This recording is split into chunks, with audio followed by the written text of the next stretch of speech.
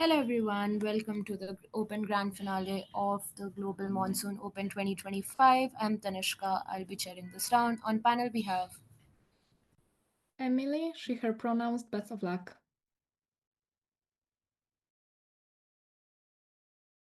Hello, people. Manas, he, they, all the best. Shivam, he, him, all the best.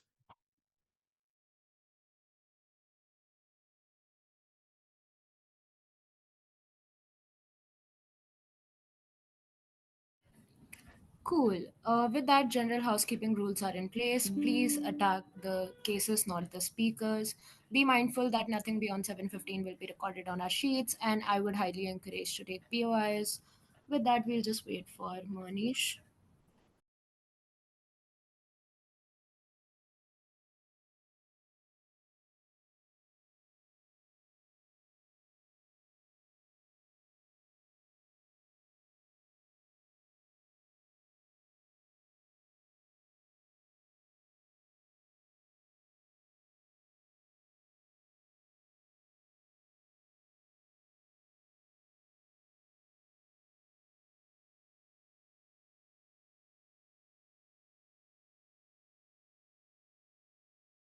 They're just joining in another 5 to 10 seconds. Sorry for the delay. All right, cool.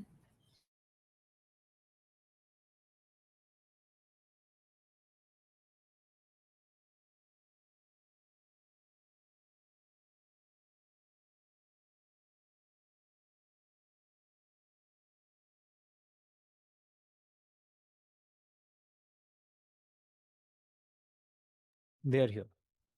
I've also I'm removed. sorry for the delay. No worries. I've removed the waiting room. Tanishka, you can proceed comfortably without any issues.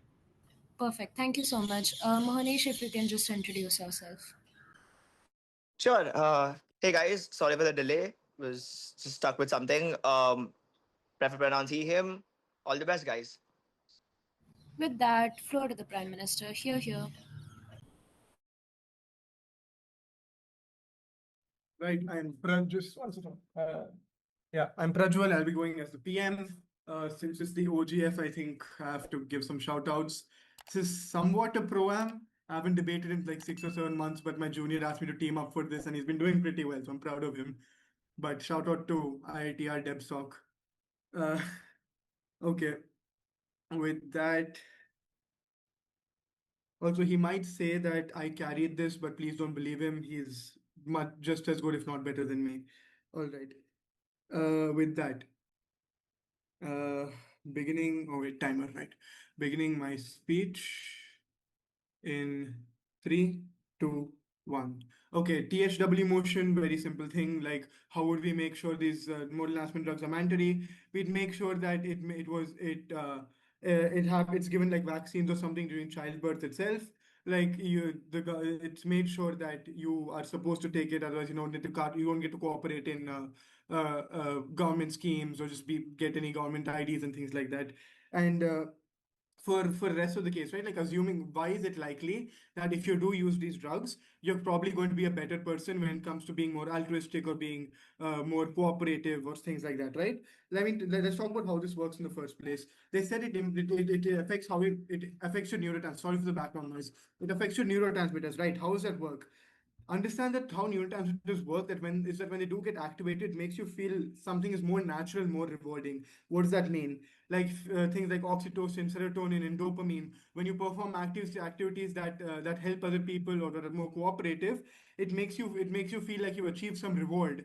It feels more natural to do something that is supposed to help people than when it than if you like. But if you do something that's the opposite, it's likely to make you feel worse about yourself, right? Because you're not getting that rewarding dopamine hit or rewarding serotonin hit. So what does this mean, right? Also understand that people perform most actions due to reward mechanisms, right? Those could be external or internal reward mechanisms. POI from CO, go ahead.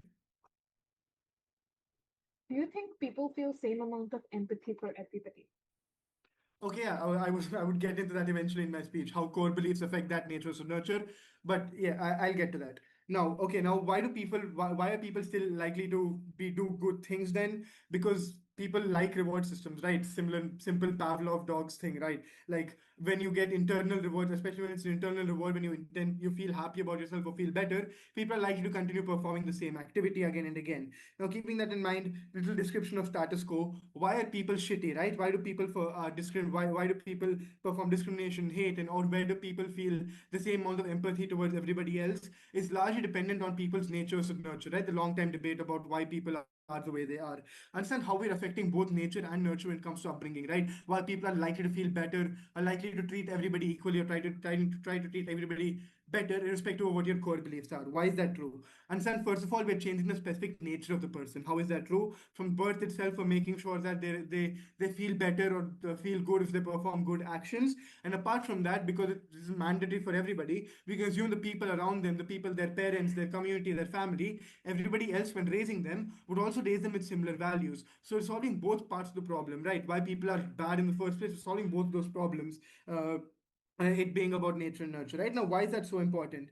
Understand that there's still a few exceptions to this, right? Like there are people there are a few extremists who believe, for example, we can say terrorist groups that believe, that have it entrenched in their core beliefs that it is important, or they're ridding the world of some parasite if they when they perform those activities. Those still may exist, but I'm going to explain to you why that largely reduces on our paradigm, right? Keeping that in mind, generally getting on to why our major constructors, right? Why people are more altruistic and why it's better for the world.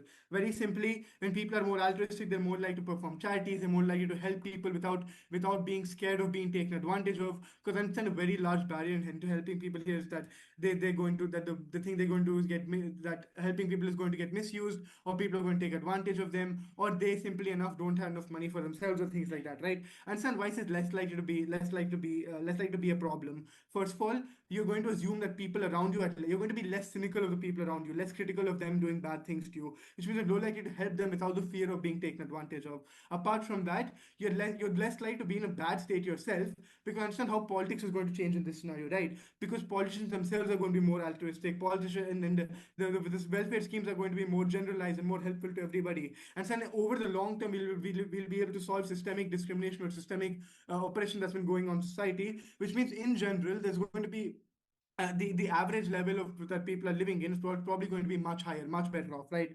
To understand what that means, people are more likely to help each other because they know they're likely to be taken care of by other people if they fall into a similar problem. Understand that, keep it so that means it's just a cycle of goodness, right? I help you, I know, because I know I'm likely to be helped by somebody else. Now, POIs, remember, you can ask them whenever. Also, talking about how capitalism might change in this scenario, right? Understand we're going to have reduced greed, we're going to have more empathy and cooperation over competition. Understand very simply why we're going to have better human development in this scenario, even though capitalism is largely going to get reduced. It could be that socialism comes in its place, or capitalism is still going to exist. But if capitalism still does exist, it's largely going to be more Yeah. cooperative, right? More cooperative. POI, go ahead. Do you think people do wrong things because they think these things are wrong? Yeah, absolutely no. That's what my whole case was earlier, right? Because people are taught from an early age that it is right for you to do that. But understand why it feels wrong in the first place. If you are taught from an early age that it's important for you to hate another religion or hate another minority, it will feel internally wrong for you to do that right now, right? Because now you don't get any rewards from it. If you start trying to like start hate speech or something, you're going to internally feel wrong about doing that because you're taught from a general age. Like I think this is normal, irrespective of whether or not your core beliefs are to hate another religion. You're taught from a general age, but you have to be a nice person, you have to be supportive, you have to be helpful to other people. Understand when you're performing hate speech, even if it is in your core beliefs, like taught to you from a younger age that it is proper, it's normal for you to do that because you're protecting people. Understand in our paradigm, it'll internally feel wrong for you to do that because you're not getting any reward system out of doing that. Because it fundamentally contradicts with your original idea that you've been taught that you have to be good to everybody. And then that sort of contradiction is overturned in a status quo, right? Like even though you know that you have to be good to everybody because you're taught that this one specific group is a terrible group, you're able to believe, because you're taught that being terrible is worse, is so bad that people don't deserve help. That's why hate exists in the status quo. Whereas in our paradigm, you cannot override that feeling that that it's okay to hate people because one group deserves it, because you can never feel that one group deserves it in our paradigm. You guess if that makes sense. Now going back to why cooperation is better than competition, right? understand that competition always leads to trade-offs. If you're trying to compete with somebody to do better, it always going to lead to some trade-offs. Like it could be you're willing to sacrifice the environment, you're willing to fuck over some employees in order to decrease your prices. Competition always leads to trade-off. But on our paradigm, those trade-offs are never acceptable, right? Which means cooperation is always going to be a better option. Also understand how religion becomes better very simply because there's less communal violence. People are more cooperative. Go with the same mechanism I told you about earlier. If opposition talks about autonomy, understand we can take a very simple analogy. When you're born into a state, when you're born into a government, you are buying into being a part of that welfare, part of that police system, part of that hospital system. When you give away a little bit of autonomy while being a citizen, we're taking the same thing and extending it to this. With that, very very proud to propose. I thank the speaker for that very fine speech. Inviting Elo here.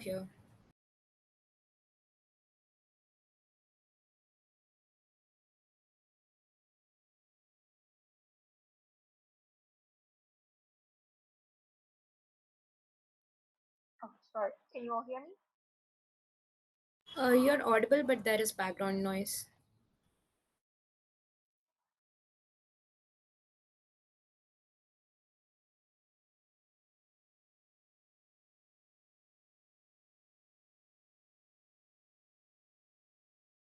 Uh, can you hear me now? Am I? Hello?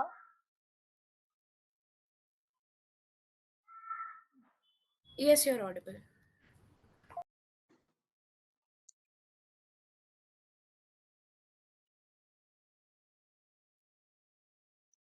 Hello, can you all hear me now?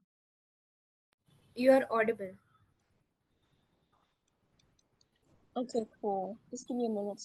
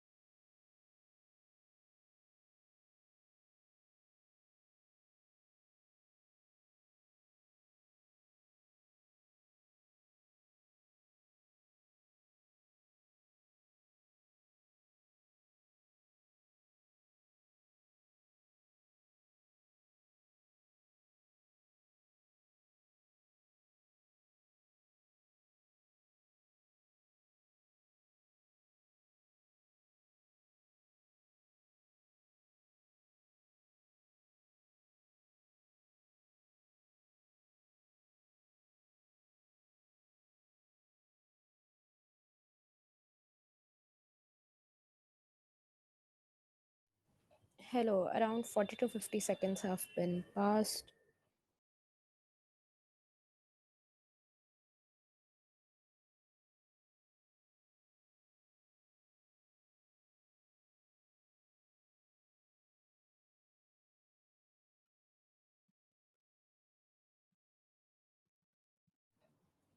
Hello, you are. I can't hear you guys because I just disconnected my earphones. I heard someone speak. I don't know. So is everything okay? Oh crap. Yeah, we Can can hear someone you. confirm that Yeah, we can hear I'm you. audible? At least in chat or something? Oh, Yep, you're thank you. audible. Okay. Can I start over?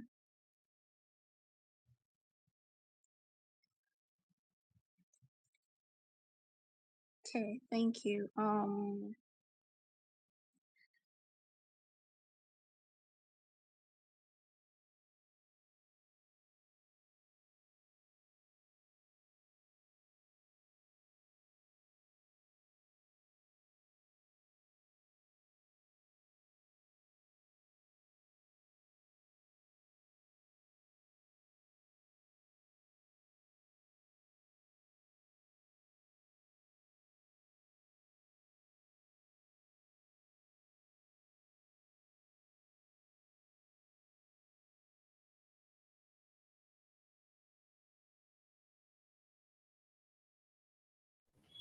Hi, is it only for me or Can you all is hear the. me? Yeah, we were not able to hear you. I think no one else was as well. If you can just change devices or maybe locations, that would be better. All right, cool. Can you hear me now? Yes, perfectly audible. Oh, I'm so sorry. Yeah, I don't know.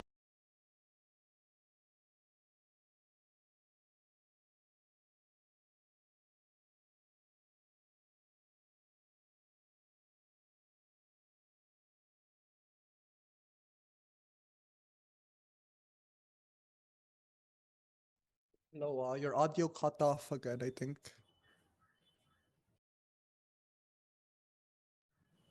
Hi, hello. We are still not able to hear you.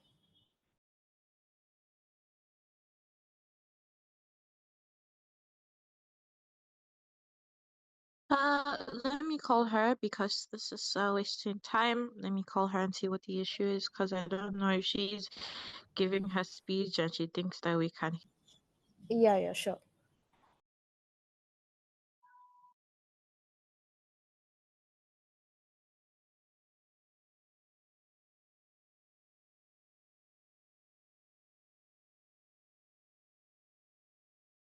Also, Chair, I'm joining in a moment. So, like, yeah, please. Yeah, we will wait till then.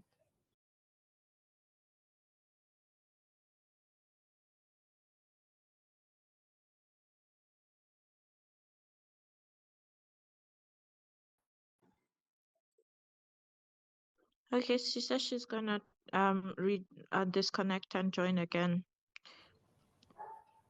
All right. Do let me know when she joins back.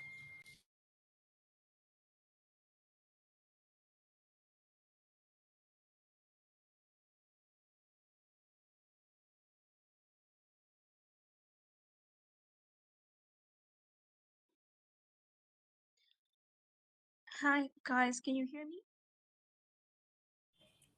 Just to check, can you read the motion for me? Okay, cool. Let me just look for it. Um,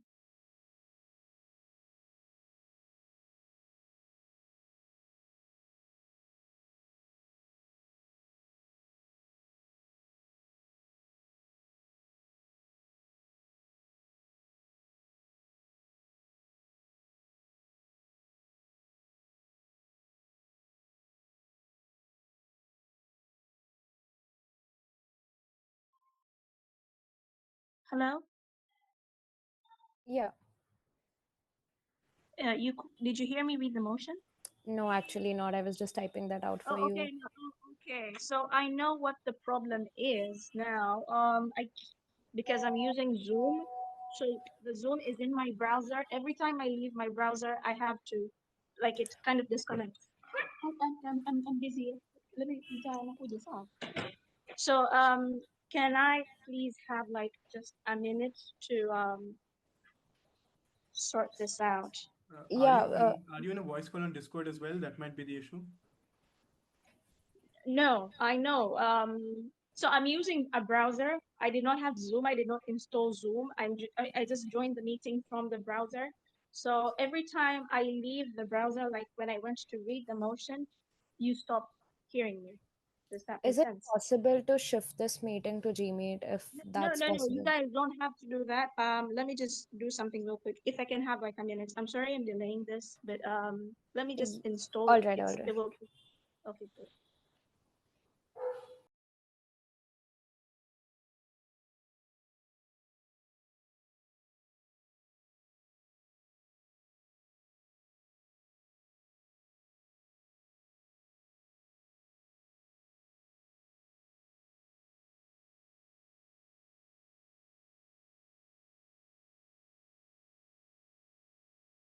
If there are further issues, then we'll just try to shift to Gmeet.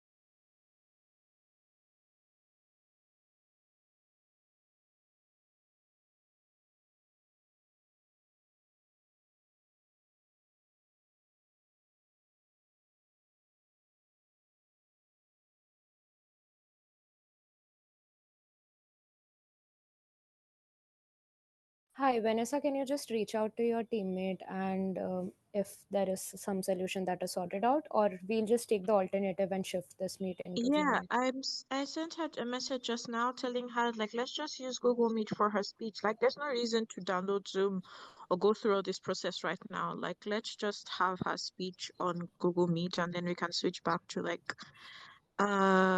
Zoom for the rest of the debate. I think I'll just contact the Orcom for the same.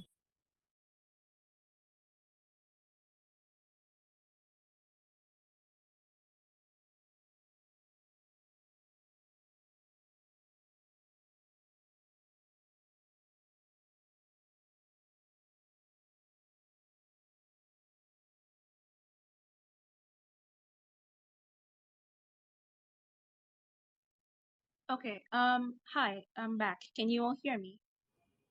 Yeah, you're audible. Okay, I'll just try and read the motion, and then you can tell me if you can still hear me. Uh, so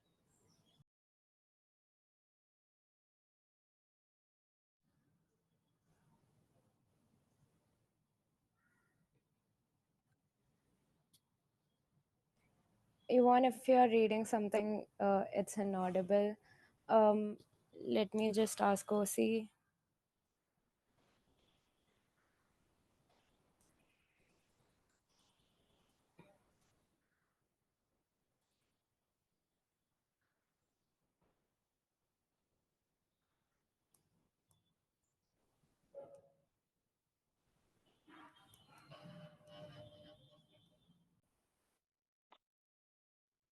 okay,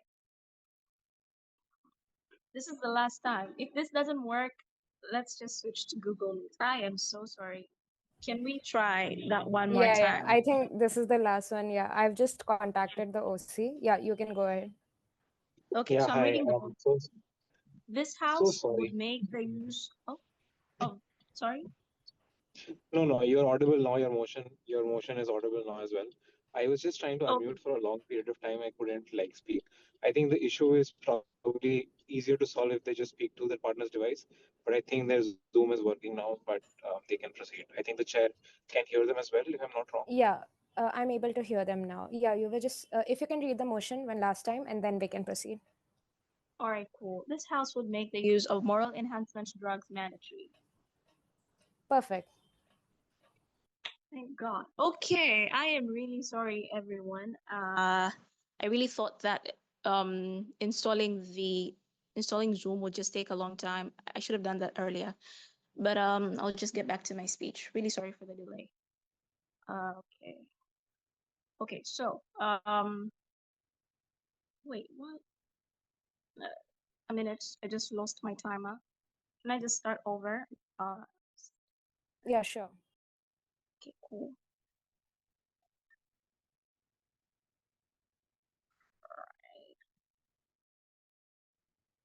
So starting my speech in 3, 2, 1.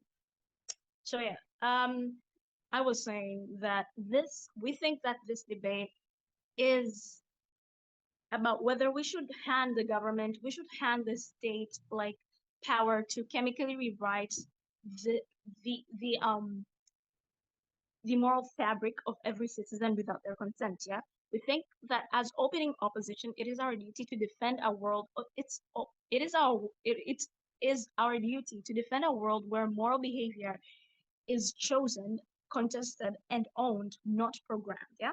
So the government's proposal is not just another public health policy. Yeah. It is it's a change in how morality exists in society.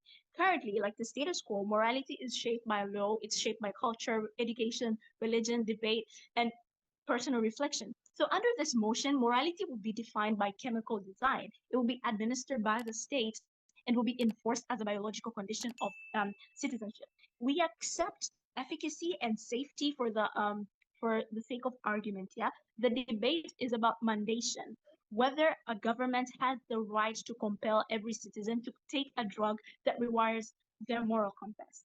So onto my framing. So we tell judges to weigh this debate on three pillars. Firstly, individual moral agency and democratic legitimacy. Morality, because morality requires free will and democracy requires consent. Yeah. The second pillar is protection against state abuse and corruption, because the more power you give to control minds, the more risk of political capture. And thirdly, is durable social cohesion and justice, because real moral progress is built through education, discourse, shared struggle, and not biochemical shortcuts. We think that even if government can reduce some antisocial acts, destroying these foundation does more lasting harm. Onto my, I'll take you later.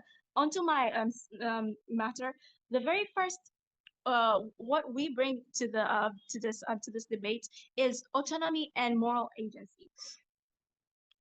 So they're saying, okay, so mandatory MEDs irreparably violate personal autonomy and destroy moral agency.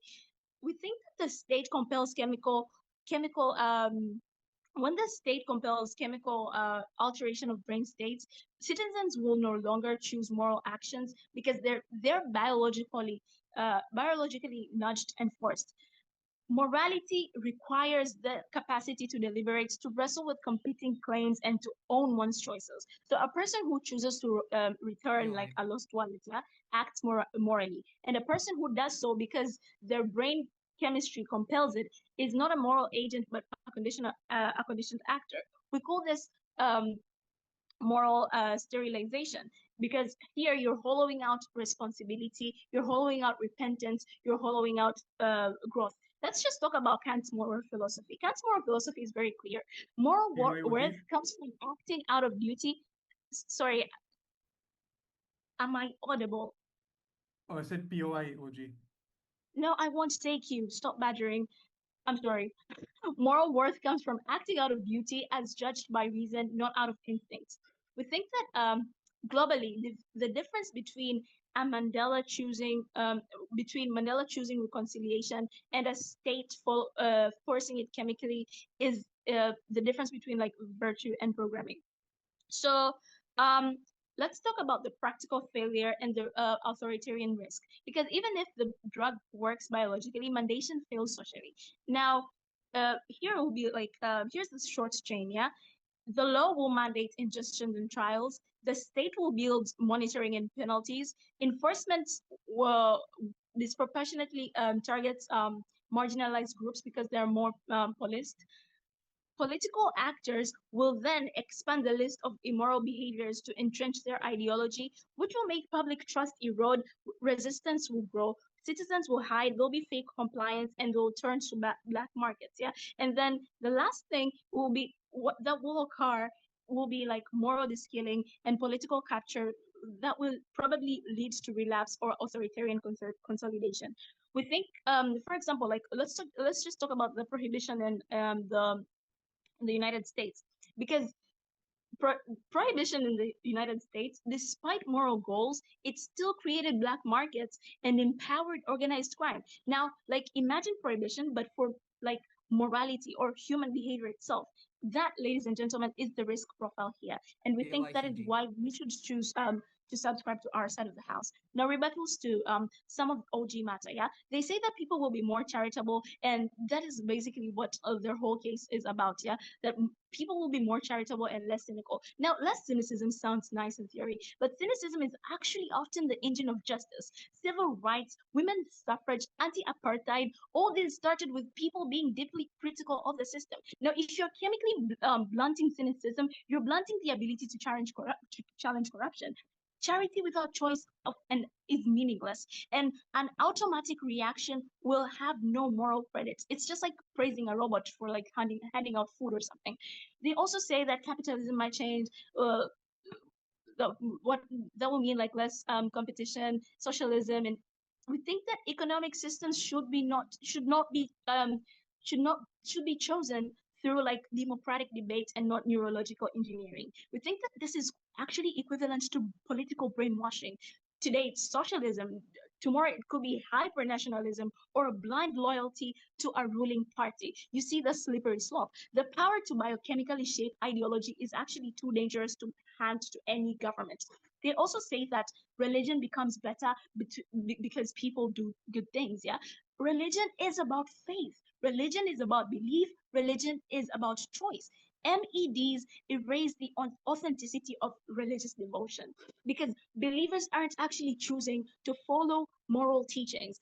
They're chemically wired to comply to this. So it's like there's no point to religion. This actually violates religious freedom for groups who believe that morality should actually come from divine guidance um, and not appeal. Yeah. So we think that we win this way because even if MEDs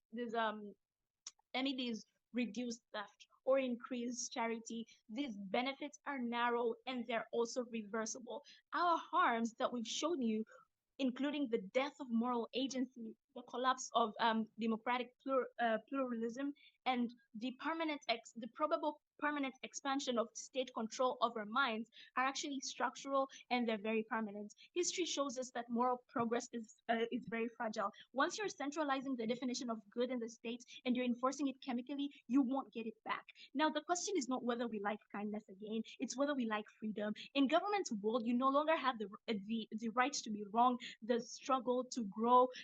You are moral because the state says so, and because the state rewired your brain to make it so. That is not a free society, it's a compliant one. We stand for morality that is chosen, we stand for democracy that is contested, and we stand for humanity that is free. I've never been more proud to oppose. I thank the speaker for that very fine speech. Do note that nothing beyond 7:15 goes on ad sheets. With that, inviting the DPM. Here, here.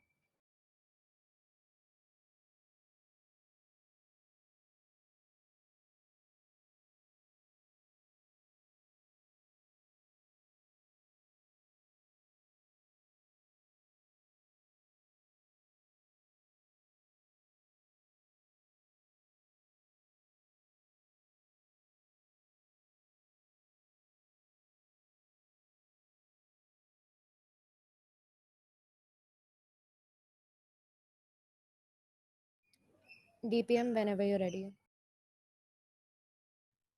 Hi, I'm Aditya. I'll also be speaking from Prajwal's device. I'll just take around 30 seconds.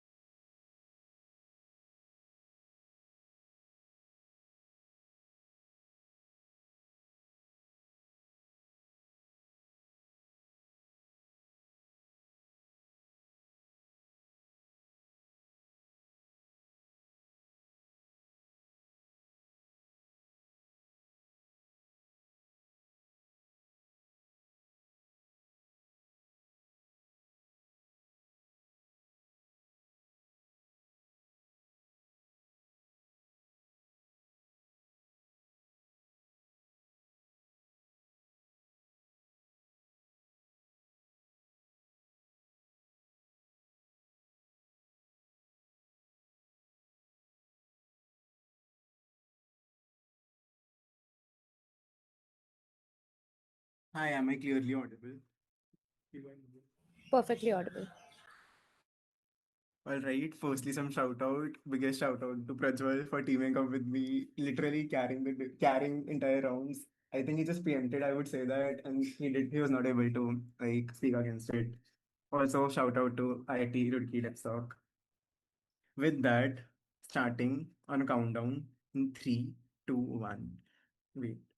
Starting in a countdown of three, two, one. Well, firstly, some clarification. What opening opposition comes in and says, Elo comes in and says that politicians can chemically shape you. They can chemically change your ideologies. Prajwal literally told you how the system would work. We are not injecting morality into people. We are injecting these neurotransmitter affecting drugs, which would be changing how you feel about actions. Realize it means that insofar as change in morality is concerned, these neurotransmitters would value systems still exist, like the exist in status quo, but how you feel against them is what is going to change. Realize most people, most kids, most parents teach their kids to be empathetic, teach their kids to be kind, etc. But the contention comes when later on they when they interact with communities, when they interact with other society, other sections, they see that some people are discriminating other people, and they start to believe that it is okay to do that. For example, one religious community starting to, as they grow up, starting to think that it is okay that some other community harms their community, it is okay to be not kind towards them. That is what changes in our paradigm when people grow up, when people are enforced with this idea that some other community is bad or some other community deserves to be on a lower level of hierarchy. That is what does not feel natural, because realize still your morality is dependent on what your parents teach you from a young age, which in most cases is going to be people teaching their kids to be more empathetic, etc.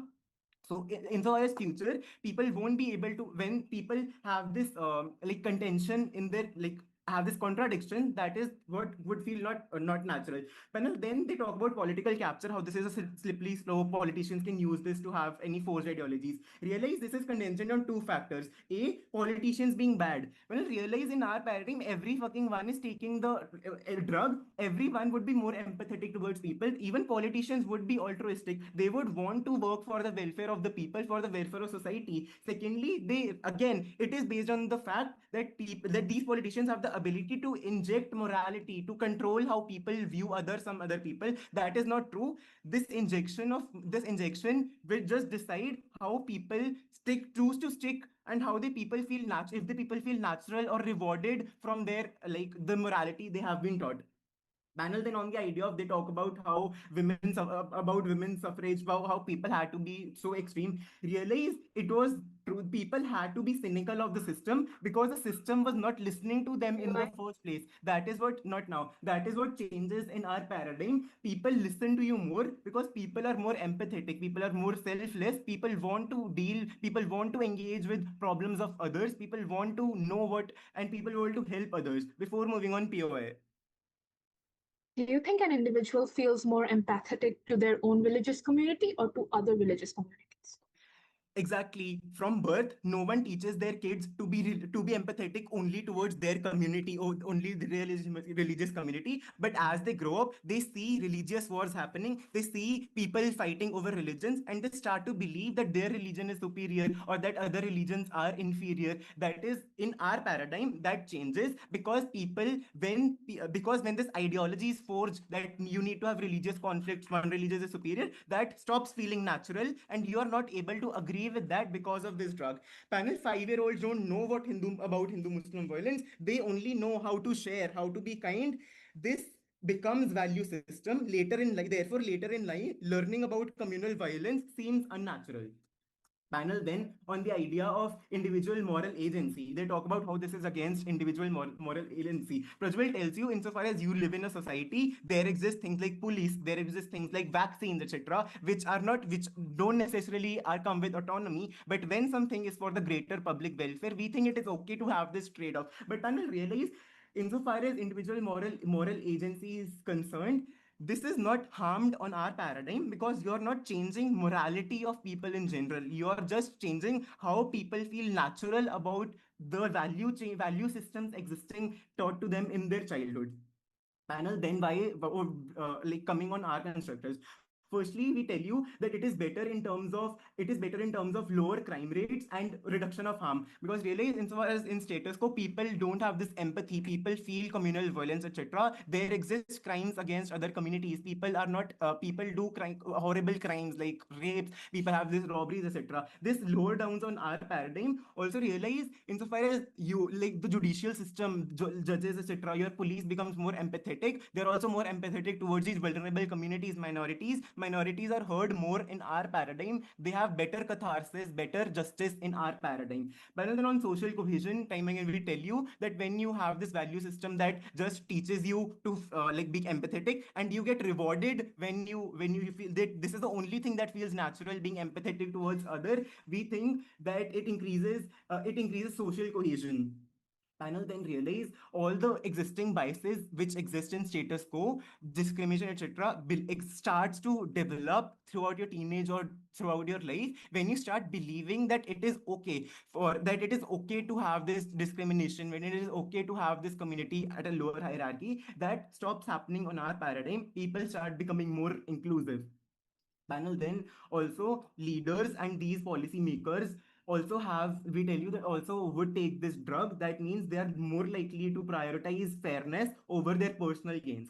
Panel then talking about how society would be better in terms of capitalism versus cooperation. Realize even if capitalism has like capitalism fosters innovation, this is at the trade-off of people being exploited, workers being exploited, rivers being polluted, or in some sense, or in our paradigm, innovation still exists and is probably better because realize now people pool in their resources. People don't think that they need to step over other people in order to gain this innovation or thing. People are more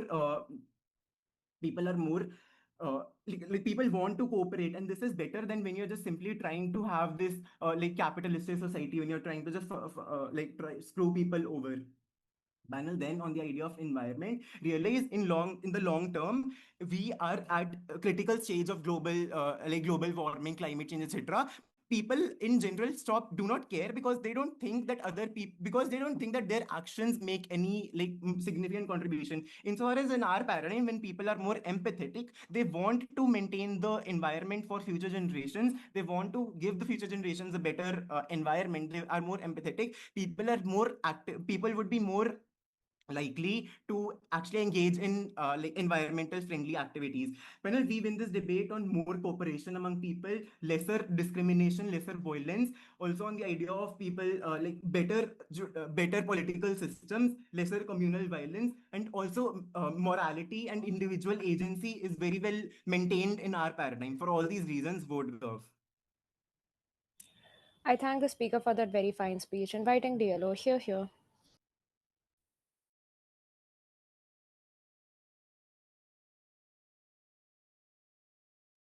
Okay, am I audible? Can everyone hear me clearly? Perfectly audible. Okay. Okay, so hi everybody, my name is Vanessa. Before I set my timer, hi everybody, my name is Vanessa. Yeah, for POI preferences, please don't unmute yourself and ask. Oh yeah, before I do that, shout out to my teammates. She's really amazing. She's really amazing. Okay, so and I'm grateful that I'm here because of her. Okay, so I'm going to be starting my speech. If you have a POI, please don't unmute yourself and ask. I will ask for one by myself. Yeah, I'll be starting my speech in 3, 2, 1 panel, right? So firstly, rebuttals. My speech is going to be structured as follows: rebuttals for Prime Minister and OG as a whole, comparative, and what this world looks like, right? So firstly, what do we get from like Prime Minister, right? They say, oh, like you're going to be less worried about like what people will do to you, so you help them. This is extremely problematic, and I'll show you why in my case. But then they say, oh, cooperation is better than competitions, right? Like, first of all, we love cooperations, right? Humanity has been cooperating for centuries, which is why like things that were discriminated against before has now become normalized in society. Humans as a whole are their own empathetic compass, meaning that humanity checks themselves by themselves, right? Which is why even though there's discrimination now, like discrimination was way worse 100 years ago, but now we're growing. Like humanity is their own national compass, right?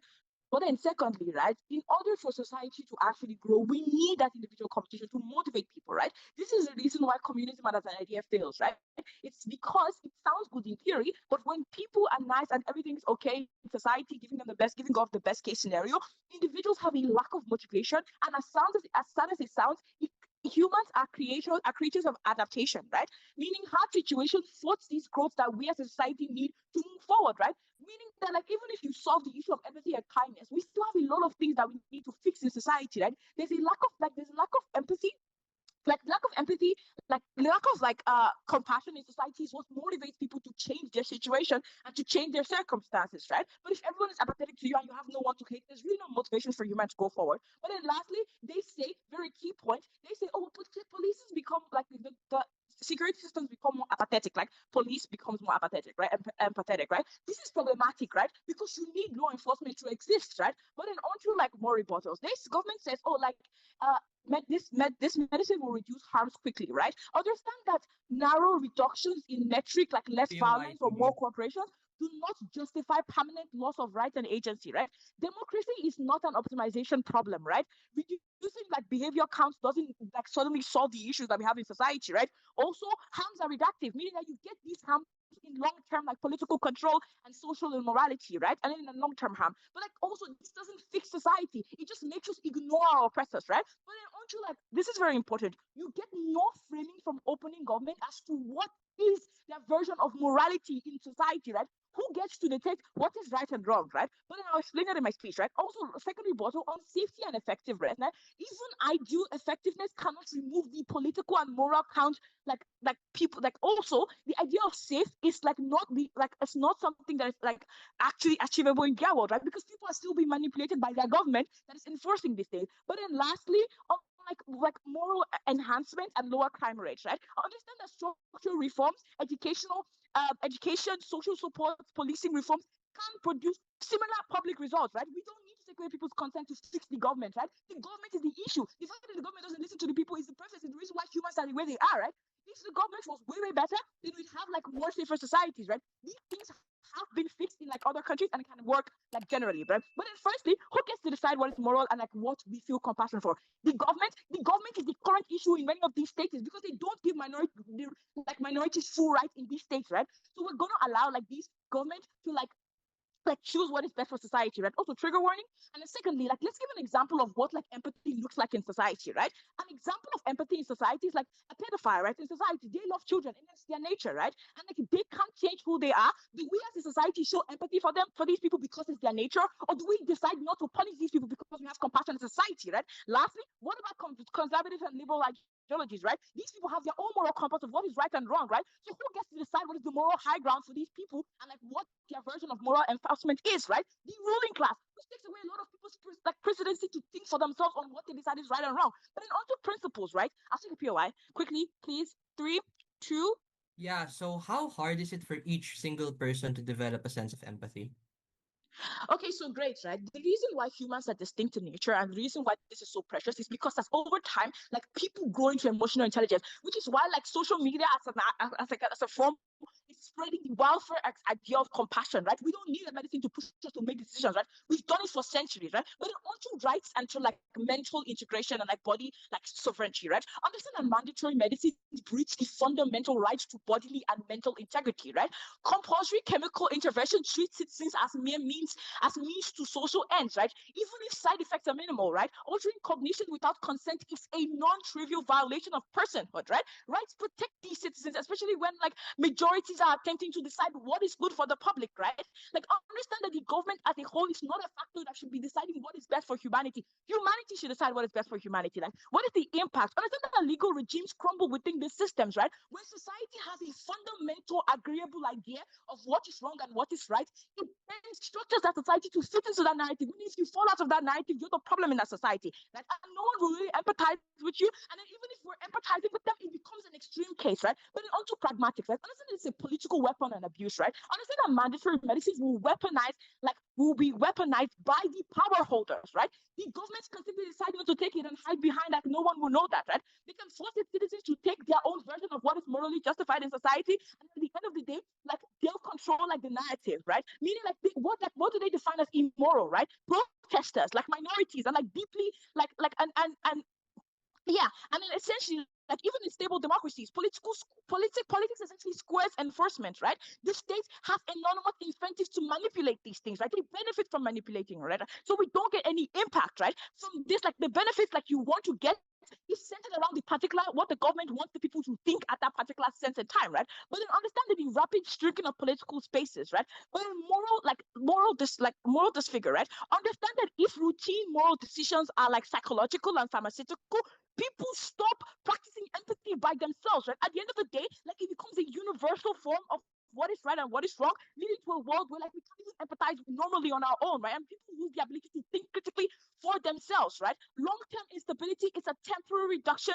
in like wrongdoing. Like it becomes a future of like what society sees, right? But it also enforcement costs, right? And black markets. Understand that mandatory like medicines regimes create like prohibition, enforcement, and bans like etc, right? But then like people will still choose not to, right? You can force them, but at the end of the day, these people can still like run away from the state or hide behind or like find a way to like undergo this, right? This creates a black market for like people to find a way to bypass these systems, right? And then when these people who are in society have like less empathy, they manipulate the system better, right? Because when you don't have the empathy, like when you don't have the motivation to fight for like society, you essentially become like the less like privileged in that society, right? Proud.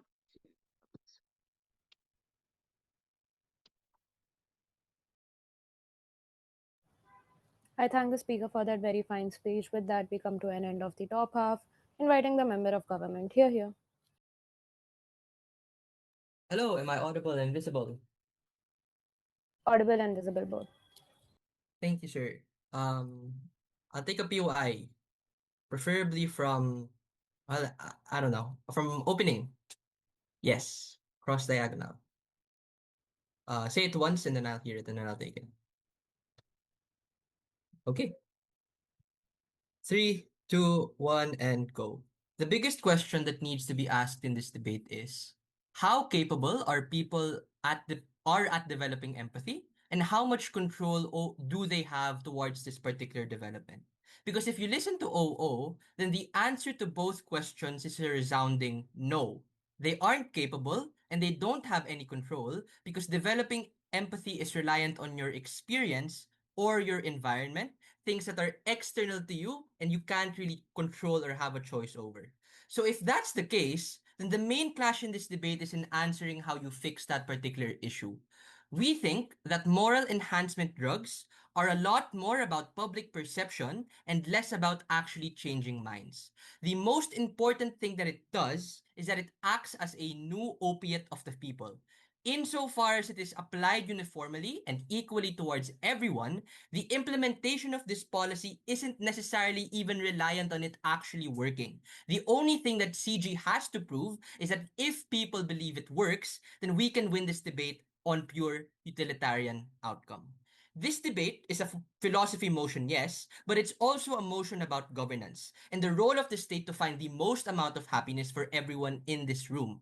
We think that if any of you guys believe in any sort of religion or in any sort of like humanism, then these drugs are the ultimate manifestation of those beliefs. I have three major callouts towards opening clash. One, I think OG argues in isolation, like literally, because the entire case sign of OG is not nuanced to the basic burden of THW motions that require buy-in and justification on the inherent incentives of the state and government. And I want to note, right, the role of the state is the most important thing to discuss here, necessarily because this is a mandatory policy, which implies why we have to weigh over collective good versus an individual freedom.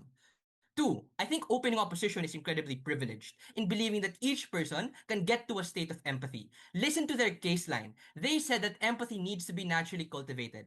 Problem, that is literally impossible for each person. It is literally impossible because bad exists in the world and that each person is reliant on their environment to determine whether or not they will be good or bad. Ironically enough, this is kind of a failure of democracy because in order for democracy to work, the premise that it has is that each person ought to care about the opinions of the other.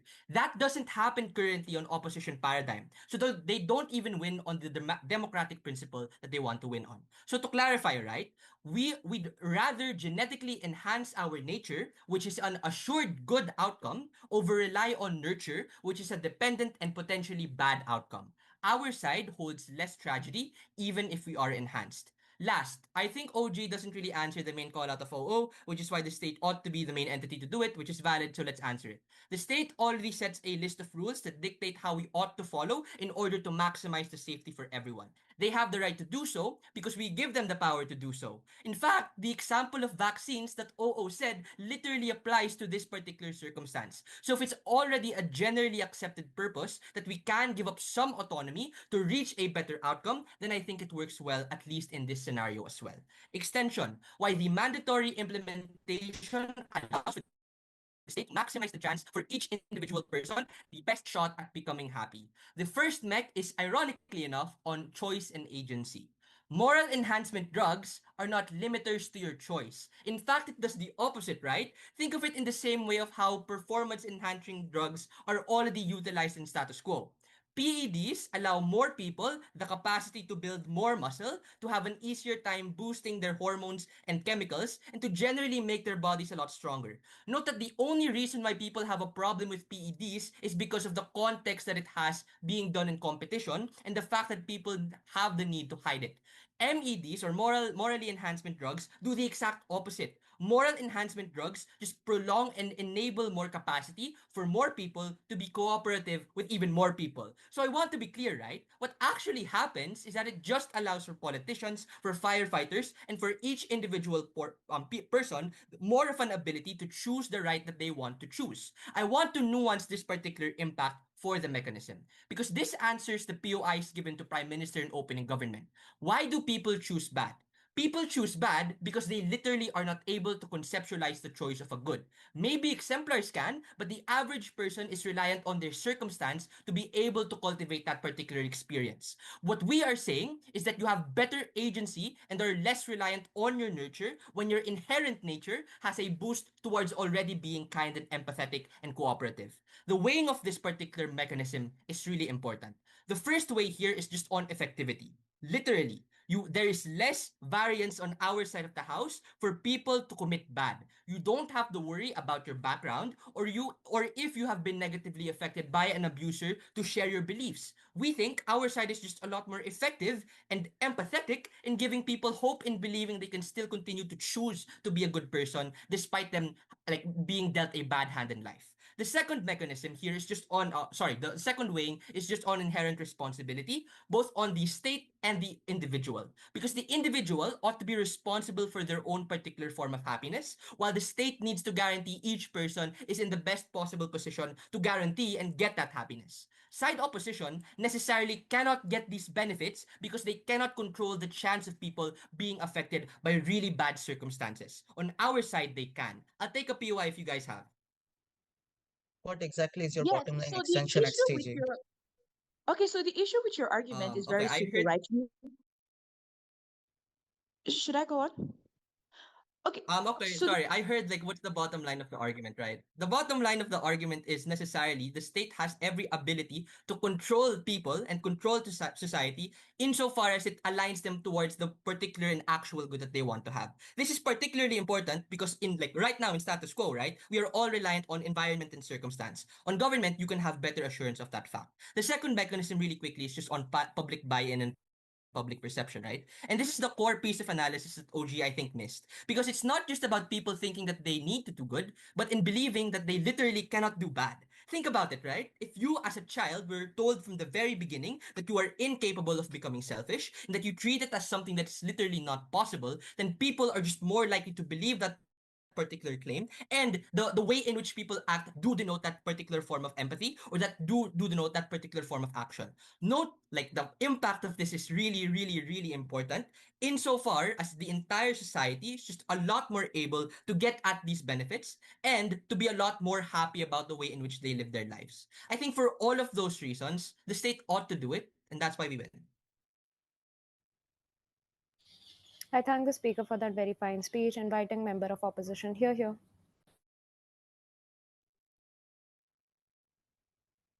Um, yeah, sure, I can wait. I'm just going to do a couple of shout outs while I'm asked to wait. By a couple, I just mean my teammate. Thank you, Mena, for doing this debate with me. We were not supposed to be debating, but we still somehow managed to do pretty decently, I'd say. I'll just set my timer up. Do let me know once you're sorted and I can start my speech.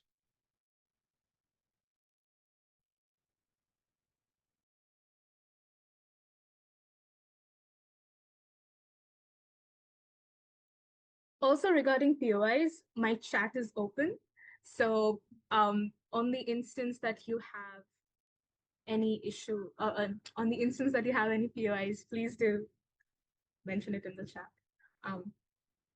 I'd really appreciate it if you didn't vocalize. Starting my speech at the self countdown of three, two, one. People rarely do things that they believe is to be unethical. Note how the Nazis probably caused the Jewish genocide because they felt it was their moral responsibility to do so, which means that they probably went ahead and opted into it out of empathy for their own people because deep down they believed that their own people were wronged by the Jews. And because they're a lot more proximate to their own people, they're a lot more empathetic to their own people, which means that they probably acted out on this. This framing is tremendously important because note how this takes down most of what government tries to prove. Because the basic thing that government tries to prove is that people become better, and that essentially does not happen because people, at least in most cases, were never evil to begin with, which means that in both paradigms, ethics are still going to be subjective. In both paradigms, empathy is still going to be biased. You're going to be a lot more empathetic to your own family, to your own nation, to your own religion, which means that a lot of the kind of utopic ideas that government has does not stand. Religious biases still exist, war still exists. How do we then believe this debate pans out? Firstly, on autonomy. And note, and we'll prove to you why this is sort of exclusive to whatever O talks about. Understand, panel, what essentially makes you a human. We believe that the way in which you feel things, the way in which you experience things, and how those experiences shape your reality, that is what makes you a human. Know that that is what shapes your morality and ethic. That is what makes you you. But also, that is what determines the way in which you perceive empathy. Why do we then believe that this entire process of opting into this drug is not going to be an informed choice? This happens for a couple of reasons. Firstly, know that it is impossible for you as an individual to understand that what kind of effects these drugs is going to have on you, which means that you do not have the epistemic access to who you're going to become on the instance you take these drugs, which means that even if you know that this drug is particularly good, you're still not exactly sure if it's going to pan out. I think an analogy to answer that is Mainak might feel that it's probably good to be me because I'm prettier and more smart, but Mainak will never be able to actually make that decision because he'll never be able to be exactly sure what it is like to be me because he's never been me in the first place. Which means that this choice is never going to be made in with correct amount of information. But why is this particularly problematic? The fact that this choice is going to be irreversible, which means that on the instance you take these drugs, you cannot revert and become the person you initially were, which means that what made you you, what made you a human is essentially altered. You become a completely new person. It's not about whether you are happy with yourself or whether you're sad with yourself. The thing is, you are not you anymore. I think then the argument on autonomy becomes a lot worse because note in most cases, people wouldn't want to opt into it for a couple of reasons. One, because they're not sure about the effects of this. Even if they know that it's going to be good, they're still not sure. But then, secondly, in a lot of cases, people distrust governments in general, which means that they probably wouldn't want to trust it for all of these reasons. But I think this also engages with what CG wants to prove that people are going to be happy to opt into it. No, they are inherently not going to be because they do not want to change what inherently makes them them. All of this means that in most cases, you as an average individual is forced into it. You probably resent this decision because it's imposed on you. I think then the impacts of what OG talks about becomes a lot more worse because it becomes a bad precedent. But it's particularly harmful because note that now you give these governments or these corporates the capacity to change you as a human, the capacity to alter your humanity, which means that now it becomes acceptable for governments to go ahead and do this. And this is how we outweigh OO because know that OO says that agency is lost. We tell you why agency is lost, and that is particularly bad. One, because it's a bad precedent, but secondly, it's irreversible. You can never go back to who you were.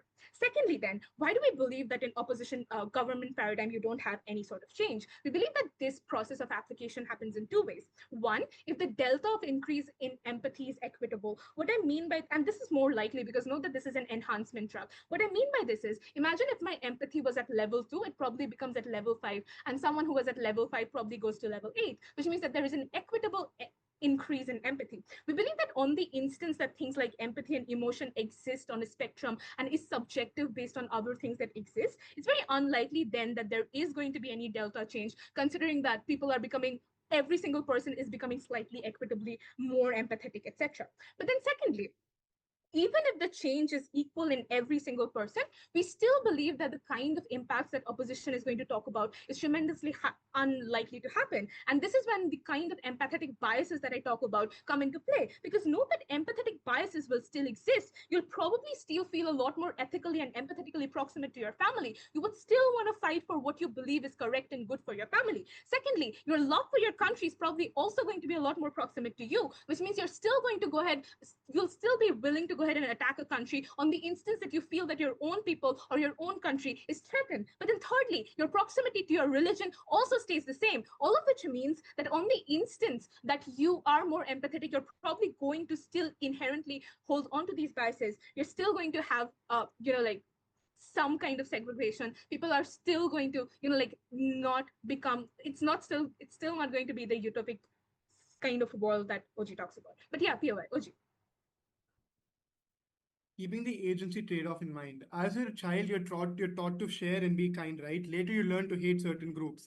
This hate seems unnatural Yeah, when you've but been here's getting the thing. rewards your entire life for being kind to everyone. The thing is, the parents are also having empathetic biases. The parents are still going to be empathetically closer to their own country, to their own religion, which means that it's very unlikely that this enhancement of empathy is going to automatically make people lose their biases. Parents have these biases, they're still passed down to children. I don't understand what is the delta change then.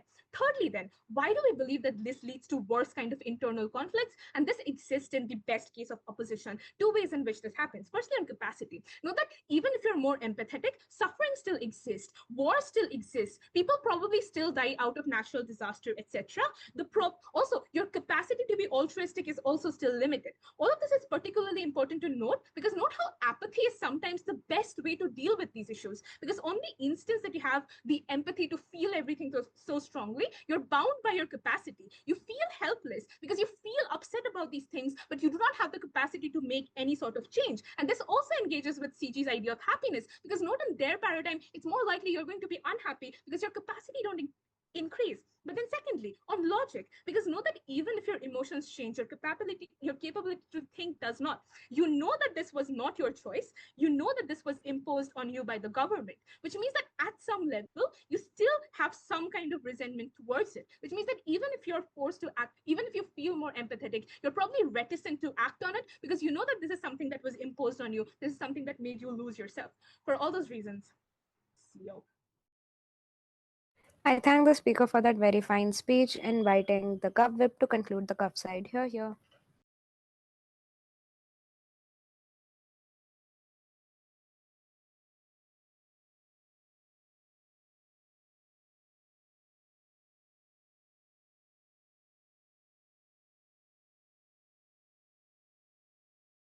Hello.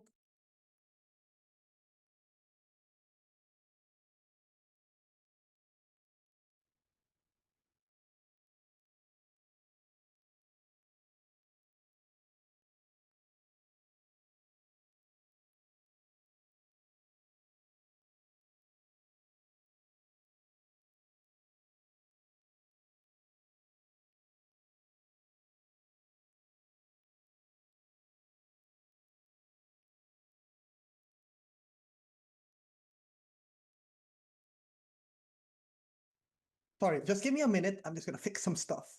Uh,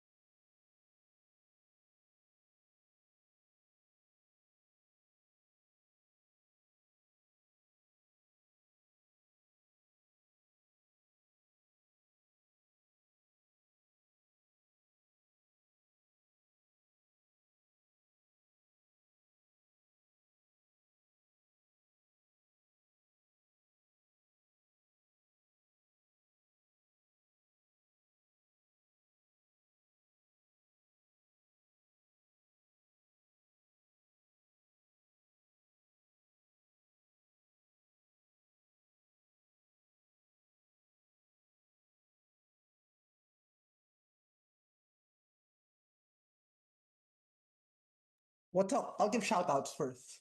Shout outs, Sharon. Awesome. Thanks for bringing me here. I don't think I would have gotten anywhere close to this without Sharon like even training me the other days. Wait, let me just fix my camera. Like I gotta really appreciate you, Sharon. Thanks for those nightly training sessions. Like that's helped a lot. Like it's really helped a lot to me. And yeah, what else? Joseph, thank you. Shout outs for you. You're like the one that started both of us from debating. So yeah, like none of us would be here today without you. What else? Other shout outs. Scott, if he's still here, shout out to you because you invented our org that made this possible, I guess. And you also helped train us too. Yeah, I think that's enough shout outs. Shout out to God. Amen. If you guys are religious. If not, it's okay. Feel free to live your own life. Cool. Yeah, I'll start my speech in like a timer. I'll count down, I mean. Whoops. Awesome. Okay, wait. 3. Oh yeah, wait, I forgot. I'll take POIs through voice. So yeah, only say it once. Please don't do it more than once. I'll probably take it from opening rather than closing. Sorry, closing. Yeah. 3, 2, 1. If closing opposition is true in their logic, then each and every person has a legitimate right to commit murder on the basis that they have qualms about the rules of what the state says. We think their line of logic is particularly absurd at the point in which they talk about personal agency being the main metric in this motion. When A, Sharon already explained why agency is given more precedence in this motion by allowing people to be more cognizant of their empathy, literally allowing people to have an easier time making this decision. And B, social and ethical norms are already dictated by the state. And that is the bullet that we are okay in biting. Insofar as we can trust that they will do the best for each of its citizens, note that this is more of an assurance when the people in the government themselves are also mandated to take these drugs. So corruption argument coming from CO really cannot apply here in this debate. So here are some rebuttals and lots of call-outs. Number 1, OG claims of moral behavior should be owned by a person, but why exactly do we have to do that? Like legit, what's the point? If the problem, if the problem really is the government does not have the responsibility on that, then I don't understand what is the exact point or what changes that they have to do that makes it so tangibly important that they should and not do that for all the benefits it could bring. And a response to CEO, will you still be you after doing the drug? They tried to put this philosophical question. But number 1, guys, I think this was already stated by our opening government that this will be done at the start of birth of a person before they even form their own personality. Problem solved. No way for you to get mad about it if you never had the personality before taking the drug. But you know what? Even if we're gonna have to re-inject it every few years, does it change at the worst case scenario? Like, who cares? Do you think you will feel resentment if the drug will make you literally feel less resentful and more empathetic and caring for people in general? I'll give you a quick analysis now on why opening opposition is completely boxed out of this debate. Number 1, is autonomy and agency so important? First, a call out. They mentioned Kant's moral philosophy, but if they want to do that, they need to actually build it because it's a failure of a proper mechanism of just telling me that, oh, action good but not done free will is bad, so we should never do it. Why? The world is more complicated and nuanced to that. We have to always take trade-offs, and our benefits is so much more clear and impactful than government than opening up the world. People will literally feel more incentivized to be good. The response to motivation is that, oh, they're going to lose motivation for everything. They literally get more motivation by being a good person. You are literally being rewarded more by being nice. Second, go aloud. What is good or what is bad? Guys, I don't know what's going to be good.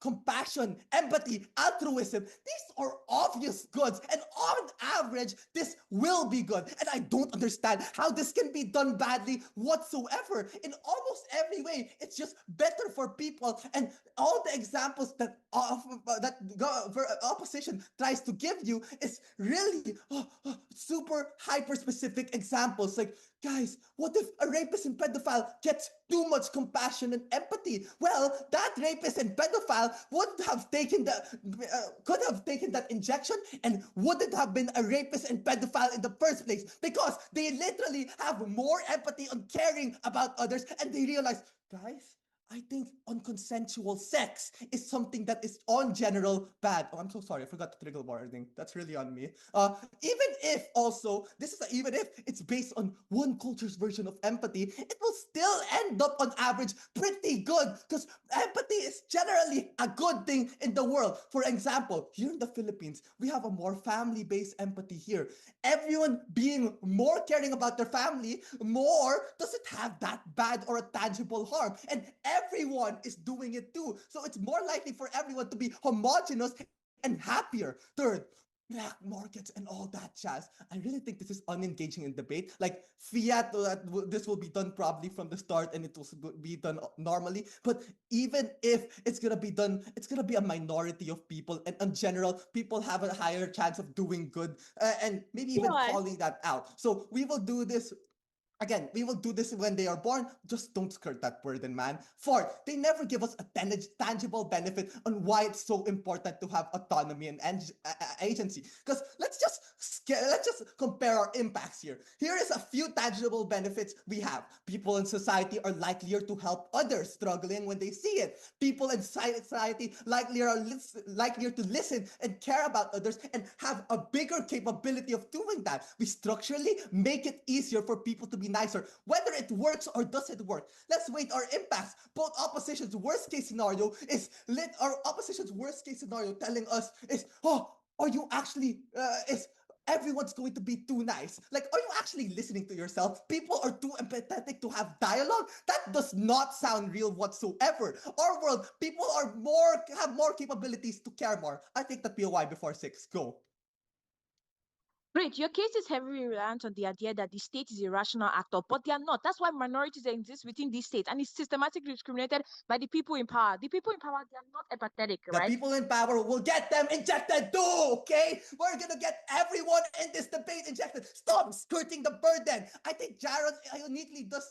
Now, Jaron uniquely outweighs her OG because he breaks the deadlock of opening half on what's best for people in general. But I think the real battle is what is best for society. Jaron makes it a clear utilitarian benefit that creates a sure good outcome if we give people injections from the very start of their birth on how they are going to be more likely to be nice. He responds a lot better to the idea, and he responds a lot better on also the importance that being in government will also lose some level of autonomy, but it's worth it as it will be a general goods. Secondly, he also gives a more independent case. One of the most important nuances Jaron said is whether our case works, whether the drug works or not. Literally, it doesn't matter if it actually works. As long as people believe in it, more people are just likelier to be nicer. It is more clear and realistic on how our world will be good absent the drug working and not working because people are now told that they are going to be nicer. Literally have the capacity to do better, and if they can told to be do better, the drug works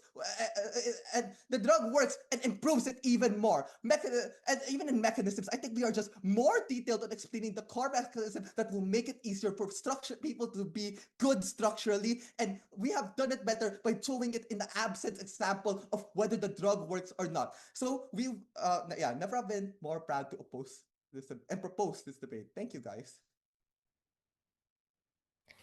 I thank the speaker for that fine speech, inviting Whip to conclude the debate. Here, here. Clearly audible and visible. Yes. Wait, why is my camera flipped? Never mind, can't change it. Just a sec. Before I start my speech, shout out to obviously Anushka for carrying me through yet another tournament and for bearing through my random ass text between speeches. And also to the SXC Tabsock in general for adopting me as a kid, and to numerous people on Mixi who have mocked with me and for making me the debater that I am.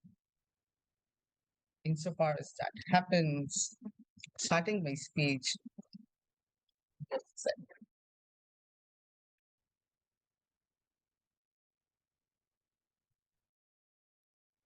starting my speech in a reverse of 3, 2, and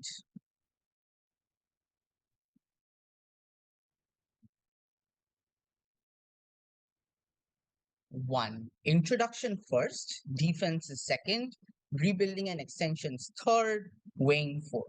First, in terms of introduction, let's just go over what GovWeb just went ahead and said, right? They said that, you will be injected before you are even born with this. And then they go ahead and say, but state officials will not remain corrupt anymore, right? So a 35-year-old MLA and a person who is literally being born at right now, they will both be injected with it. But yet you force me to believe that this form of empathy that this particular parent is having won't be transferred to that kid in the first place.